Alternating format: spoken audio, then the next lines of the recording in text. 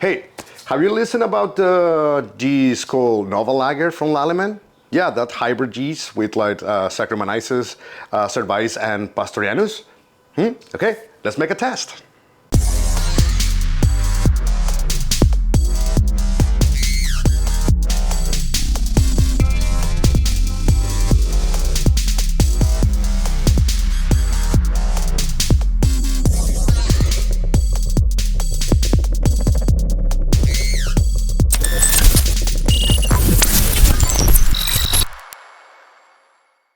Hey guys, well, you hear it. It's going to be a Pilsner. We're gonna use Nova Lager from Lallemand. That's a hybrid yeast. So yeah, for now, I'm gonna give you the grain bill in a bit. We're gonna start first with getting the mash tun together and getting all the hoses and everything. I will give you volumes and all the stuff you're gonna need to make this beer. All right, to start, let's get the mash tun ready.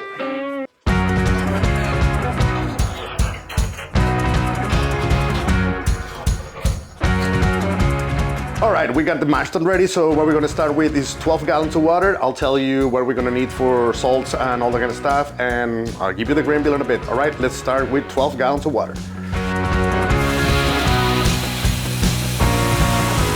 All right, what we're gonna use is calcium chloride. We're gonna use 2 grams, and we're gonna use calcium sulfate, 2 grams too. And calcium chloride will help us with the grain and basically to get the flavors of those malts more intense. And calcium sulfate will help you with the hop. All right, so yeah, let's wait it to add it into our water. So we got 2 grams of calcium sulfate and 2 grams of calcium chloride. Let's add it to our water.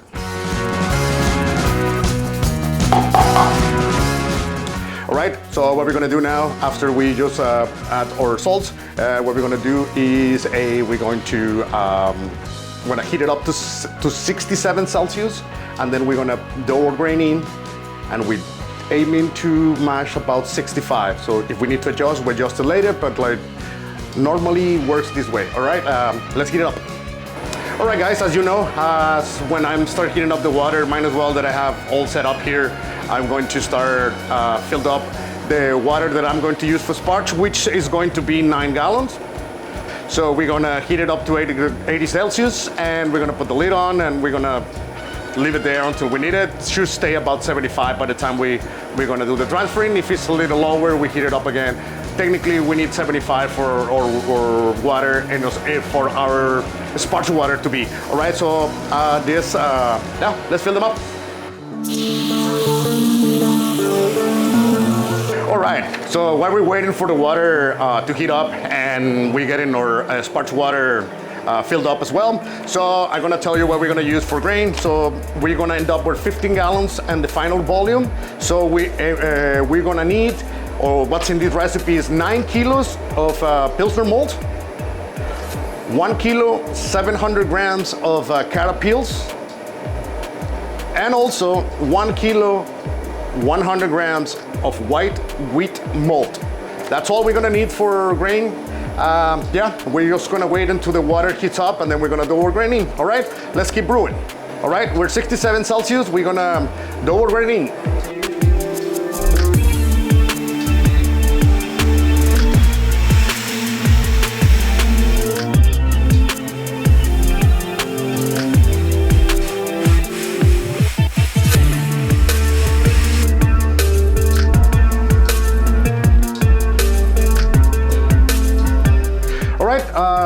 As we plan it, it's actually 65 right now, so we're gonna leave it there. We're gonna do iodine test in about like 40 minutes. And yeah, we're gonna heat up our sparge water to 80 degrees, leave it there when we need it. So yeah, and for now, we just gotta wait till those starch turn into sugars, all right? All right, it's been almost 40 minutes, so let's get everything ready we need for iodine test.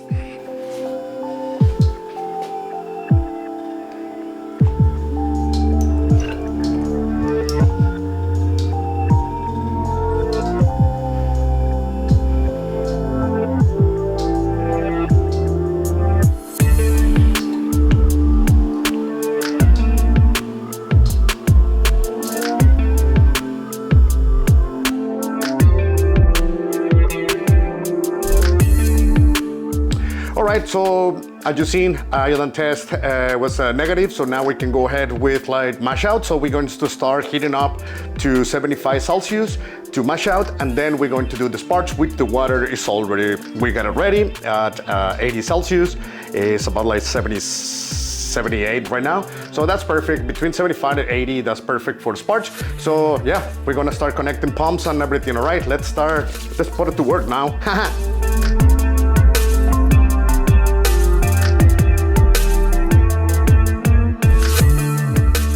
All right, we finished transferring. What we're gonna do now, we're gonna start boiling, and I will let you know what's going on with the hops. All right, let's start boiling.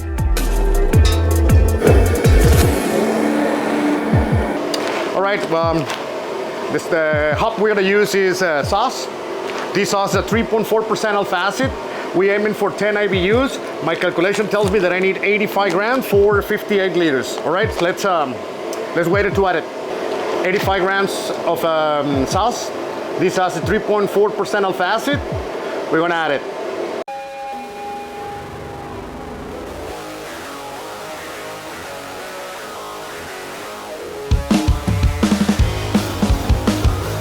All right, so we're very close to getting to the 15-minute marks. That means we're gonna add the wheat flock. We're gonna add 60 grams of sass hop. And we also gonna put in the coil, the chilling coil, so we can basically sterilize it. And yeah, so also we're gonna connect the pump to start recirculating, etc., etc. Yeah, so let's get everything ready. All right, 15 minutes left in boiling. We're gonna add 60 grams of sauce, and we're gonna add the wheat flock, and we're gonna put the chilling coil on it too. All right, let's do it.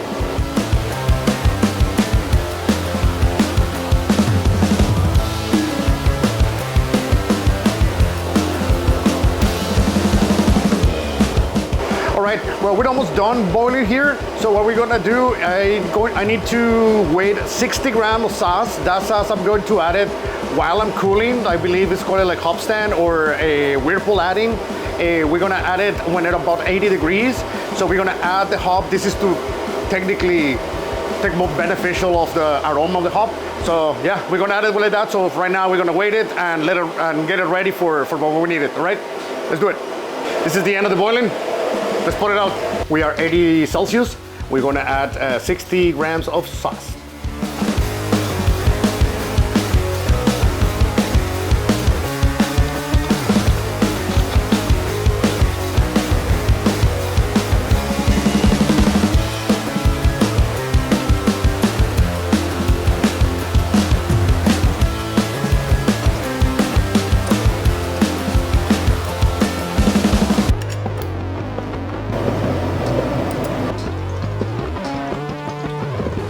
All right, well, we finished transferring. We already had 18 degrees. It's on my fermenter, so we're gonna pitch the yeast. A friend of mine from Honduras, he works in a brewery called Lupulo, which is hop. And he used this yeast, then he recommended me to do it 18, so we're gonna listen to him and we're gonna we're gonna ferment it 18. All right, well, thanks, Christian. And yeah, well, let's pitch the yeast.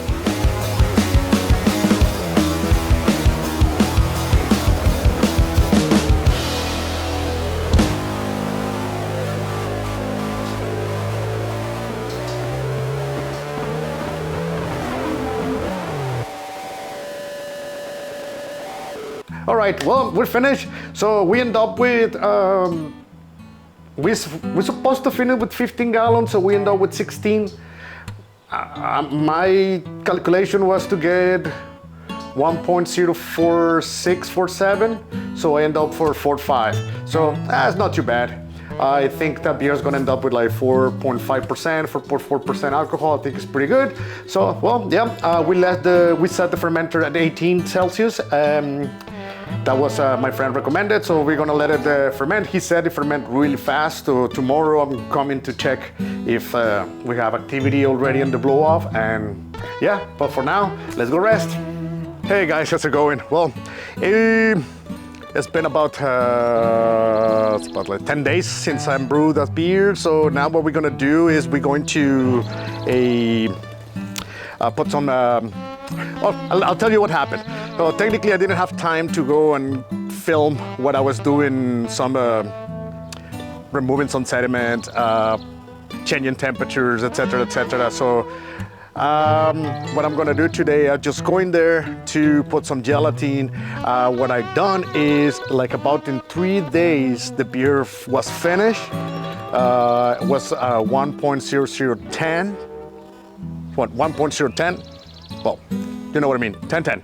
Anyways, after that, I started cold crashing it.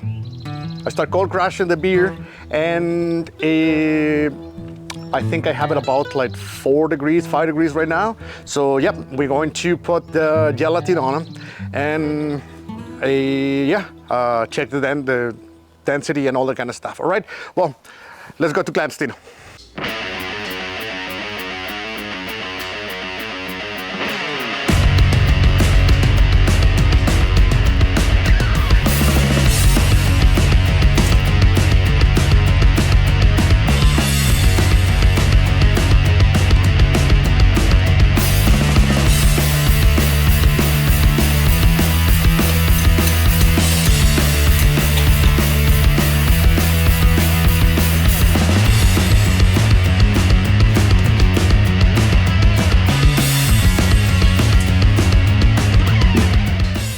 Hey everyone, well, we got 1.008. We add the gelatin into the beer.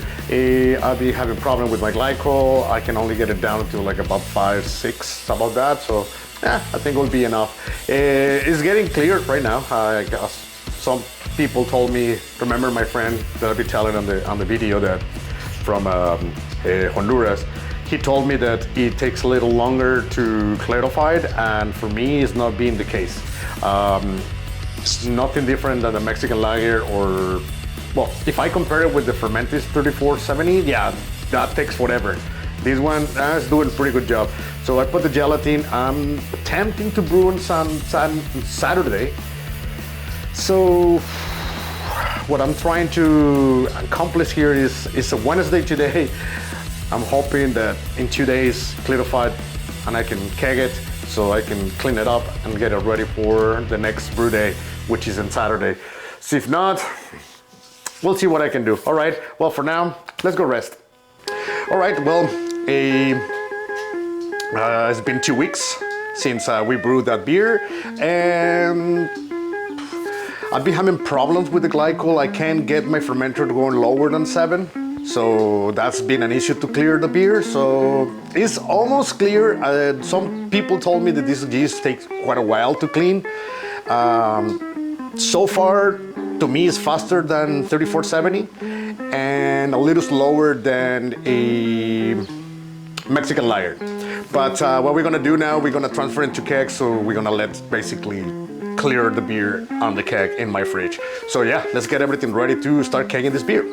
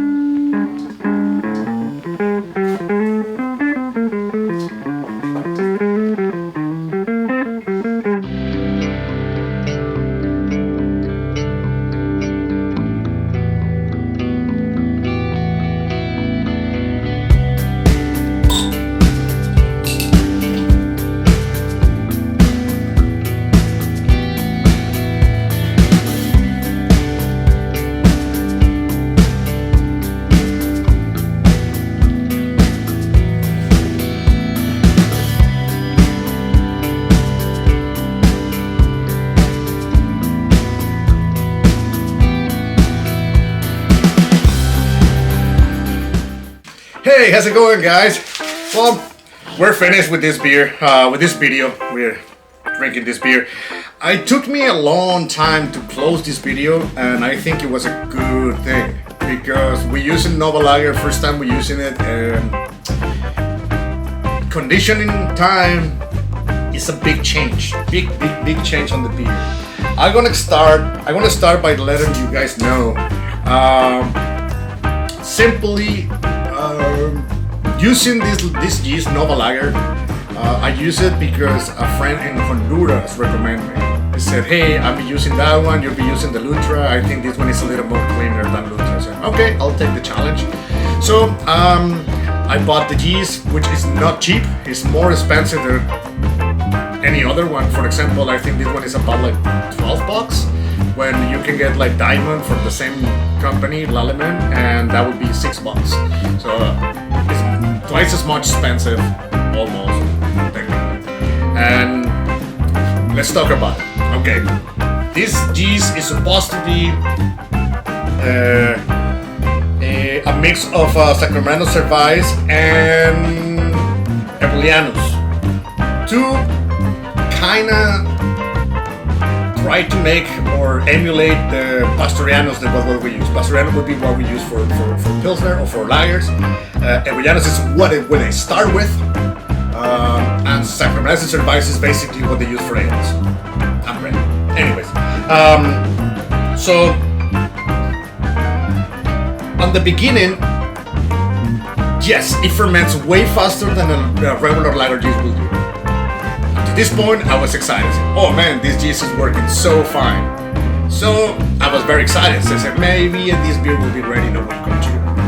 Maybe in a week and a half, something like that. At the same time, I was fermenting a Mexican Pilsner. So the Mexican Pilsner was slower. What happened is, Mexican Pilsner finished clear. This one finished, but it wasn't cleared yet. So I had to spend another 5 days to actually get it clear as the Mexican Pilsner was. So technically, the time that is faster than fermentation, it actually takes more time for cleaning the beer or for cold crashing or whatever you want to call it. So at this point, I don't find it a benefit.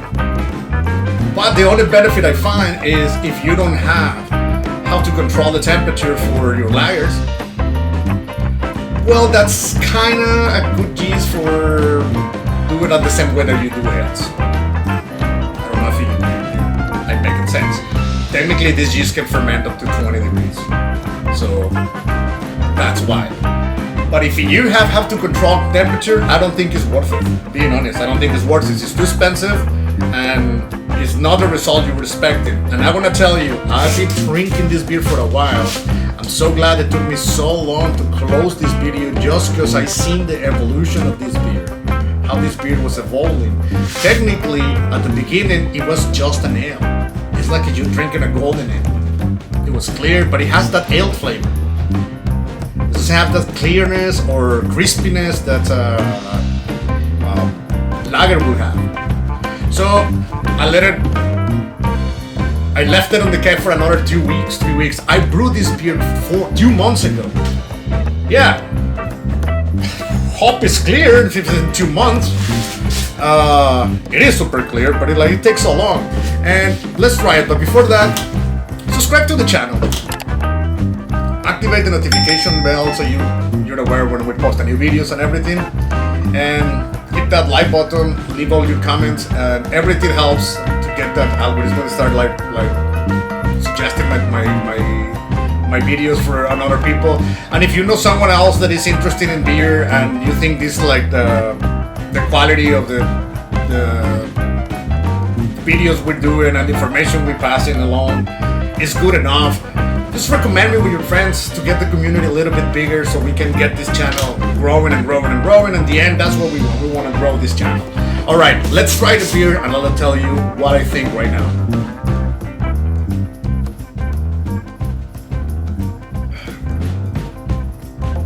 All right.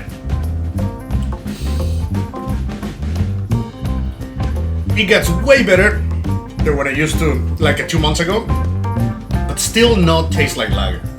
I mean, you can give it to someone that is not very into the beer and he might think it's a lager.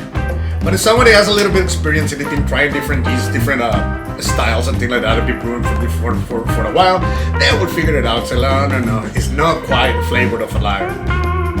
So that's a bummer because that is supposed to be like this hybrid that we can basically make it fast and it's just like lager. Turns out that it's not.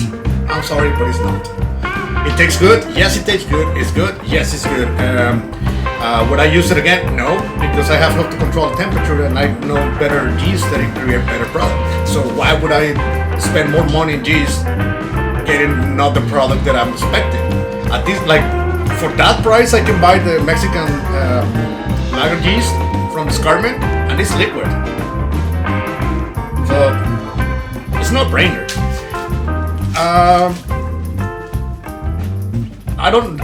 Don't take me wrong. I don't say this beer is bad. It's a good beer. It's just it's not meeting the expectation that I had. Like I wanted to taste like a pilsner, but it's not even crispy.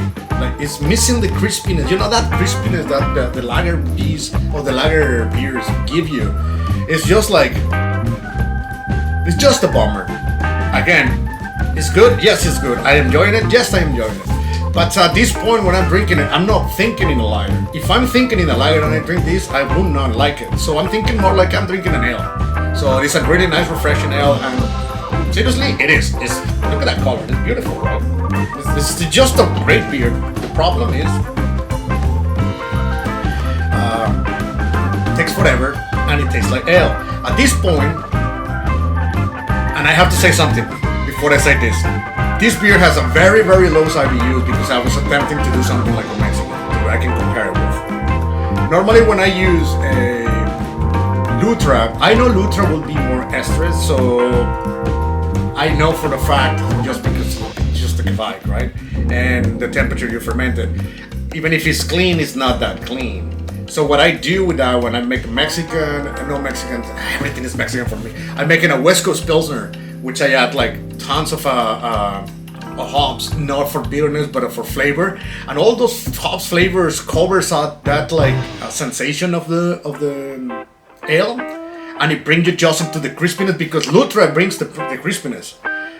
Get the crispiness of the ale, but you add. That's what I like. It's nice to do West Coast because you added like I don't know, like Citra and Mosaic or Cascade, so you get hop flavor on it, no bitterness. It's more to be on hop stand and at 15 minutes before finish boiling. That's when we add it. So we also put it like for bitterness, but we don't concentrate to get the IBUs higher. We're looking more for like flavors of the hop and a little bit of biotransformation, a little bit of the hop stand will help you with a biotransformation, which makes it a little bit sweeter the hop flavors and also the aroma. So maybe I need to use this one with like a West Coast Pilsner, but it's no brainer. It costs the same than Lutra, and Lutra is ready in 5 days. It's clear like this, ready in the bottle, ready in the keg, ready to go. That's how insane Lutra is. So I'm sorry, but no liar. Good cheese, too expensive. It's a good cheese, it's too expensive, and the result there's not what you would expect. So I'm sorry, but no. It's the first time I say no to one yeast from Lallemand. I mean, that's the first time they put it out. Maybe they need to tune it. It's a new yeast. Maybe they need to, then obviously it's a hybrid that I'm gonna have to play a little bit with like, I don't know, concentrations, amounts of like one of the other ones. I don't know. But at this point, I like the beer. I wouldn't use the yeast again because the price. Beside that, and the flavor. Beside that, maybe I can do a lager, an ale with that. Maybe I should do an experiment with like trying to make an IPA with it. Let's see what happens. Maybe. All right, I'll take the challenge. I put the challenge myself. All right, guys, I don't want to take more of your time. Thank you so much for watching, and we'll see you on the next one.